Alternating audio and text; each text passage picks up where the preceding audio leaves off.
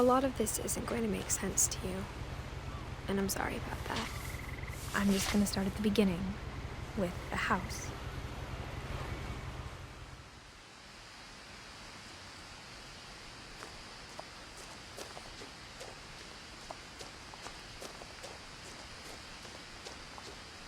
I lived here until I was 11, but I wasn't allowed inside half the rooms.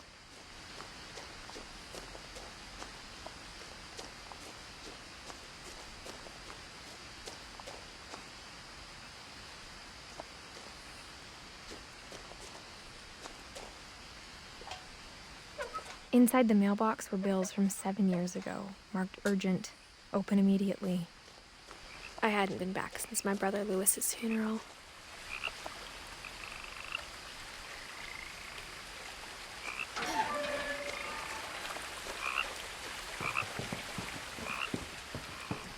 In her will, my mother left me a key, but didn't tell me what it unlocked. Maybe she thought I'd know, or she thought that the mystery would be enough to bring me back.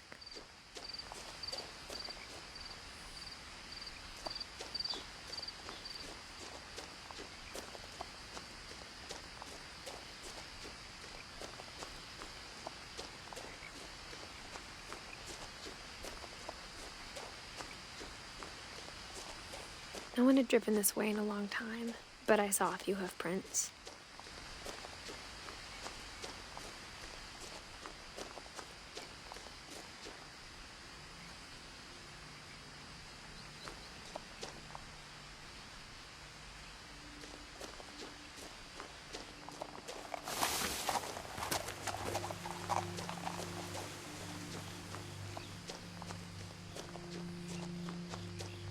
The truth is, even after I inherited the house, I never thought I'd come back to it. But now I had questions about my family that only the house knew the answers to.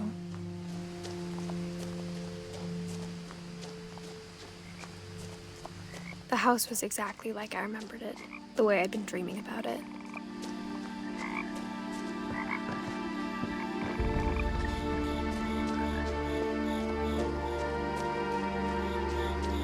As a child, the house made me uncomfortable in a way I couldn't put into words. Now, as a 17-year-old, I knew exactly what those words were. I was afraid of the house.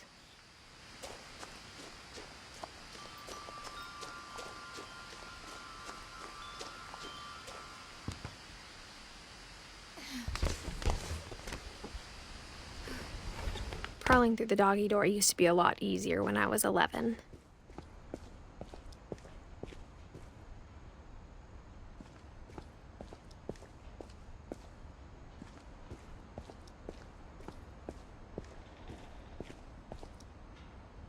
The power had been turned off the night we left. For the first time in years,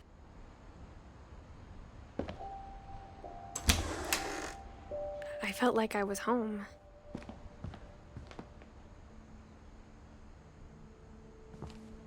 But instead of a family, there were just memories of one. Like how only one restaurant would deliver to our house, so we had Chinese a lot. Or how after Lewis started working at the cannery, we all got sick of eating salmon. Except our cat, Molly.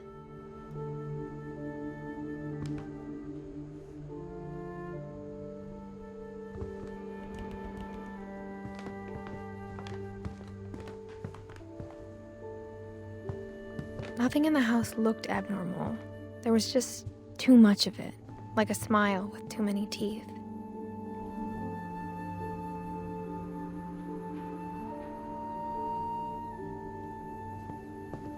My mom wasn't much of an optimist, but she never stopped believing that my brother Milton was alive.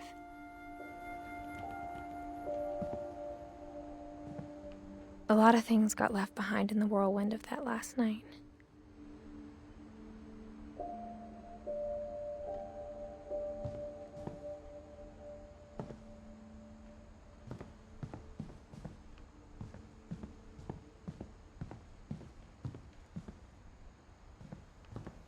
Even the fireplace had a story. Edie told me the bricks came from the original house, after it sank.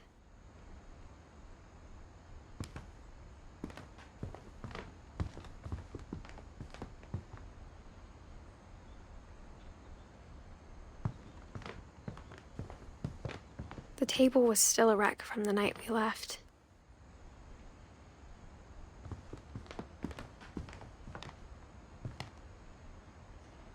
My mom was the only one of us who could imagine Great-Grandma Edie living in a nursing home.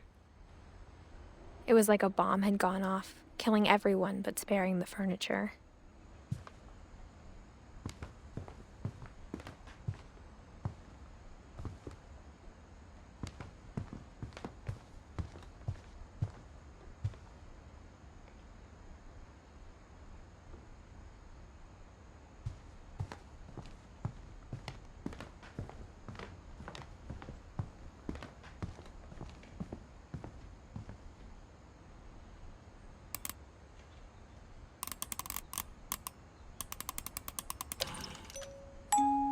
Great-Grandpa Sven built a music box for Barbara, along with the rest of the house.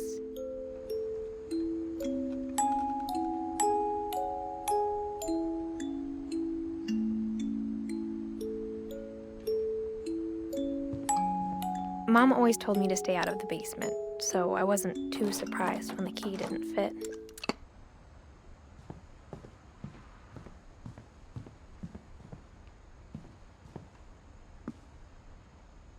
After Milton disappeared, Mom sealed up all the bedrooms. Then Edie retaliated and drilled peepholes.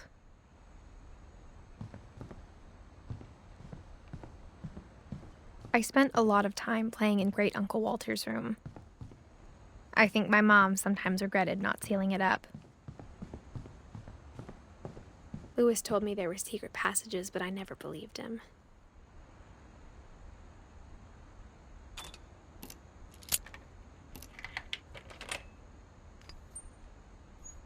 Turns out, my mom was really good at keeping secrets. Now it was time to find out what my mom had been afraid of.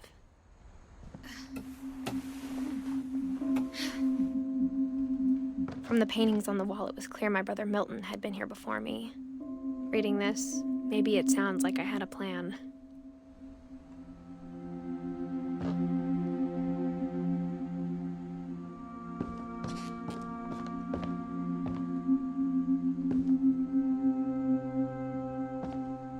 But I had no idea what was behind that door.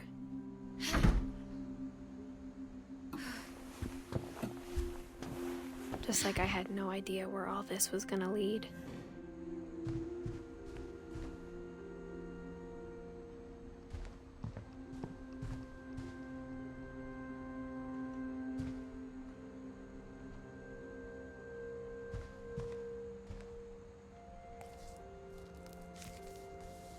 December 13th, 1947. Dear Diary, I'll be gone soon, but I wanted to tell somebody about what's gonna happen. It started when Mom sent me to bed without dinner. I woke up and I was starving, so I looked around for something to eat.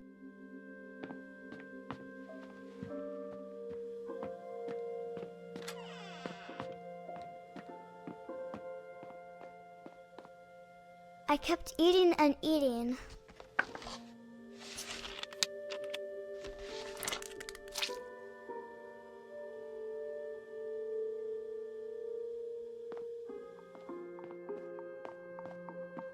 I ate a lot of things that night.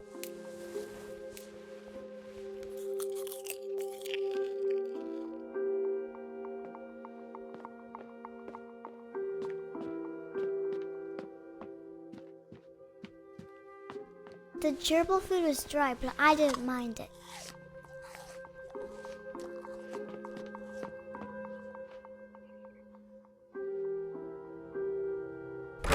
Mom, can I come out now? Sweetheart, it's late. Go to sleep.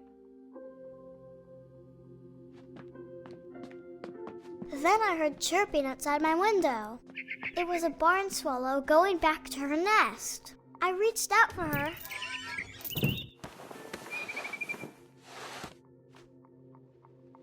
And suddenly, I was a cat.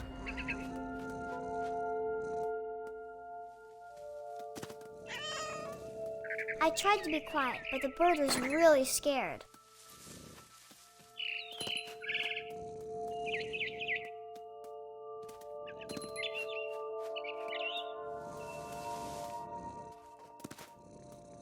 Mom and Dad didn't even look at me.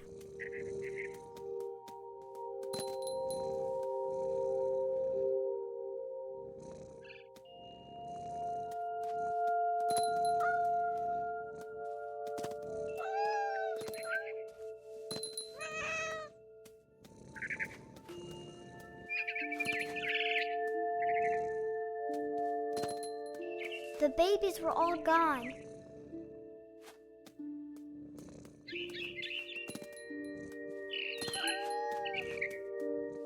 I jumped and I almost got her.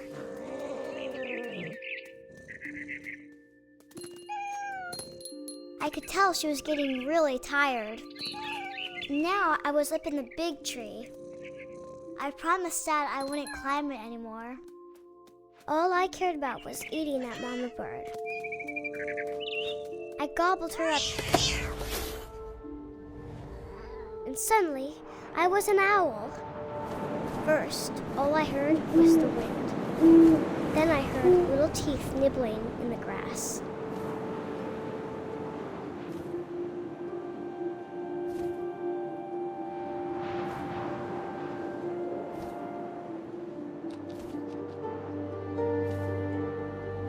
Rabbits.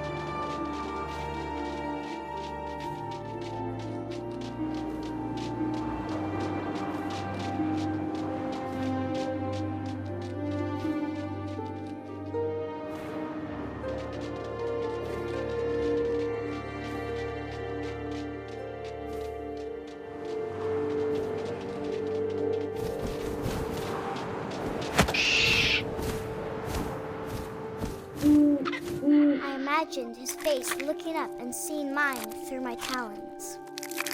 I swallowed him up, and I didn't chew one bit. Then I flew off to find something bigger.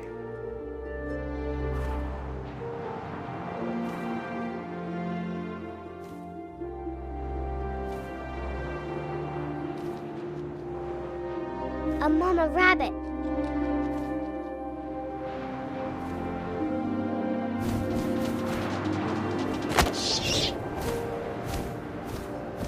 She was almost too big to carry. I started choking, but I couldn't stop eating. And suddenly, I was a shark.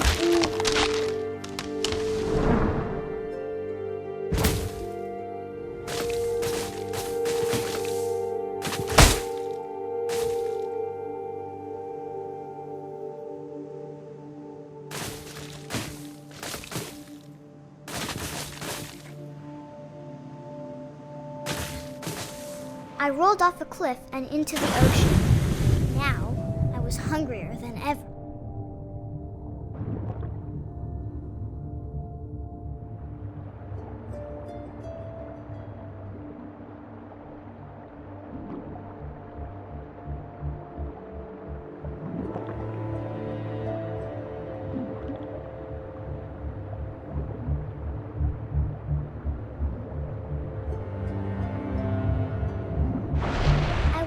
Fat, juicy seals.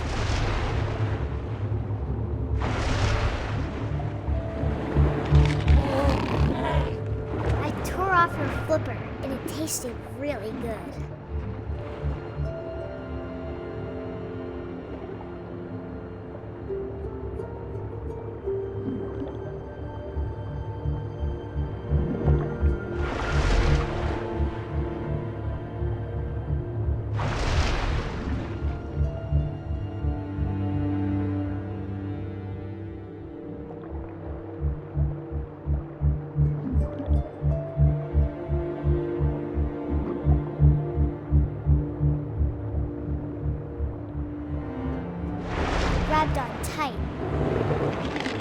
was so hungry, I jumped out of the water.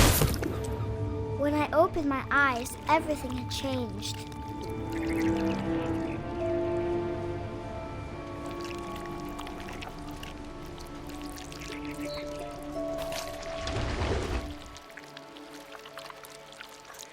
Now I was a monster, and I smelled people everywhere.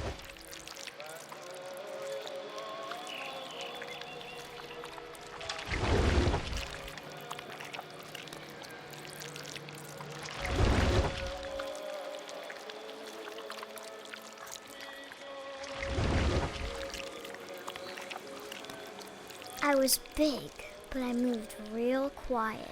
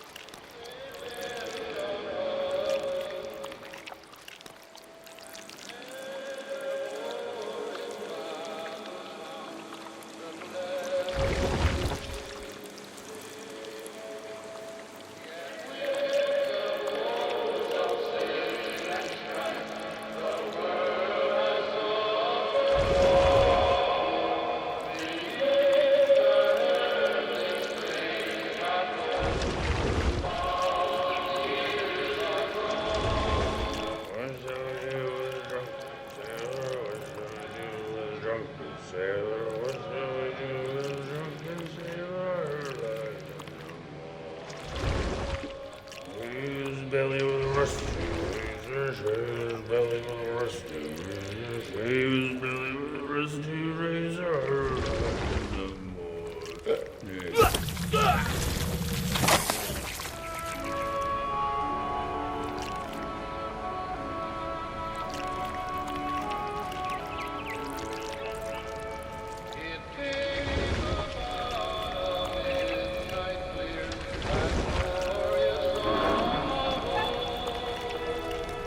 After the last passenger, I was still hungry.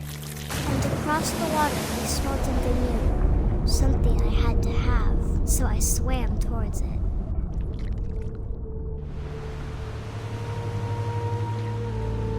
I slithered onto the sand, and the good smell went into an old pipe.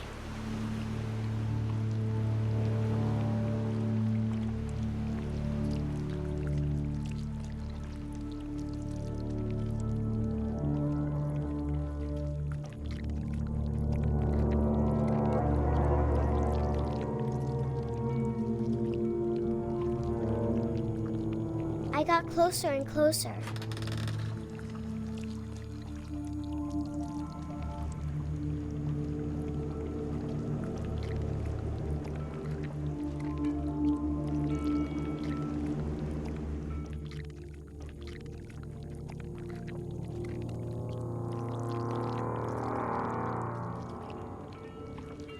All my stomach started growling. And suddenly, I was me again. I held my breath for a long time, but I couldn't hear anything. I think it's waiting for me to fall asleep. But it's not going to wait much longer. It needs to feed, and we both know I will be delicious.